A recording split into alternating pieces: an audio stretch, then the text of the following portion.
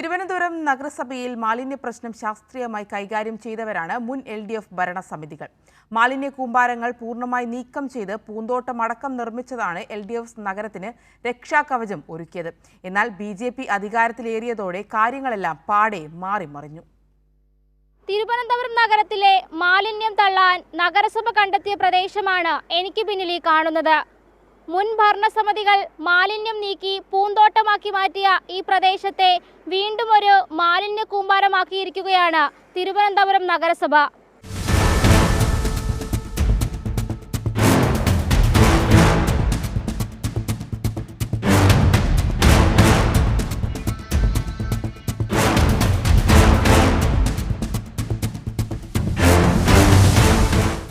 ഇതാണ് തലസ്ഥാന നഗരിയെ മാലിന്യമുക്തമാക്കാൻ BJP പ്രഖ്യാപിച്ച ഇൻഡോർ മോഡൽ. അധികാരത്തിലേറി 6 മാസം പിന്നിട്ടിട്ടും പരിഹാരം കണ്ടെത്താൻ ഇതുവരെയും BJPക്ക് കഴിഞ്ഞിട്ടില്ല. മാത്രമല്ല, മുൻ ഭരണസമിതി ചെയ്ത പ്രവർത്തനങ്ങളെ അട്ടിമറിക്കുക കൂടിയാണ് ഇപ്പോൾ ചെയ്യുന്നത്.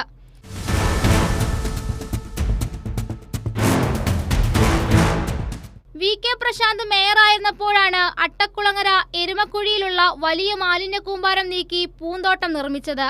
നഗരത്തിന്റെ വിവിധ ഭാഗങ്ങളിൽ നിന്ന് മാലിന്യം തള്ളുന്നത് പതിവായതിനെ തുടർന്നാണ് LDFന്റെ ഭരണസമിതി ബദൽ മാർഗം കണ്ടെത്തി നടപ്പിലാക്കിയത്.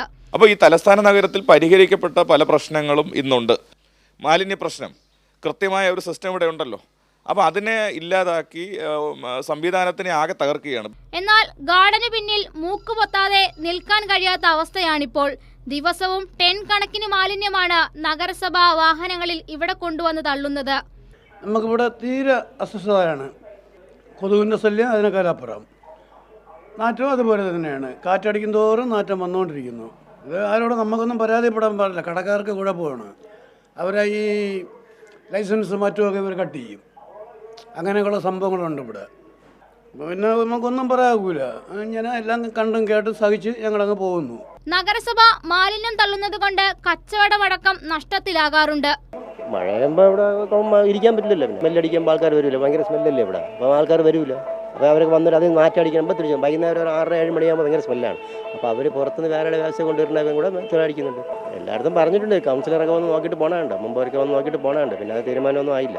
പിന്നെ അവരാണെങ്കിൽ ഇടയ്ക്കിടയ്ക്ക് വന്ന് കുത്തി നാട്ടിയിട്ട് പോവുകയും ചെയ്യും. അപ്പോൾ ഇത്തിരി സ്മെല്ല് കൂടുതലാണ്. എന്നാൽ മാലിന്യ വിഷയത്തിൽ പൂർണ്ണമായ പരിഹാരം കണ്ടെത്താൻ നഗരസഭയ്ക്ക് ഇതുവരെയും കഴിഞ്ഞിട്ടില്ലെന്നാണ് മേയറിന്റെ ന്യായീകരണം. തിരുവനന്തപുരം കോർപ്പറേഷനിൽ നിലവിലുള്ള മാലിന്യ സംസ്കരണ പദ്ധതി പര്യാപ്തമല്ല. ഒരുപാട് അപാകതകളുള്ള ഒരു പദ്ധതിയാണ് നിലവിൽ കോർപ്പറേഷനിലുള്ളത്. അത് പരിഹരിക്കേണ്ടതായിട്ടുണ്ട്. അതിന് ഈ ഭരണസമിതി പ്രഥമ പരിഗണന കൊടുക്കുമെന്ന് തന്നെ പറഞ്ഞിരുന്നു. അക്കാര്യങ്ങളുമായി ഞങ്ങൾ വളരെ വേഗത്തിൽ വളരെ സജീവമായിട്ട് മുന്നോട്ട് പോവുകയാണ്. തുടക്കത്തിൽ തന്നെ ആരംഭിച്ചിരുന്നു. അത് വലിയൊരു പ്രോസസ്സായതുകൊണ്ട് സ്വാഭാവികമായിട്ടും ഭരണപരമായിട്ടുള്ള കുറച്ച് സാഹചര്യങ്ങൾ തരണം ചെയ്യേണ്ടതായിട്ടുണ്ട്, നിയമപരമായും. അതുവരെ നമുക്ക് നിലവിലുള്ള സിസ്റ്റം തുടരുക എന്നുള്ളത് മാത്രമേ മാർഗമുള്ളൂ.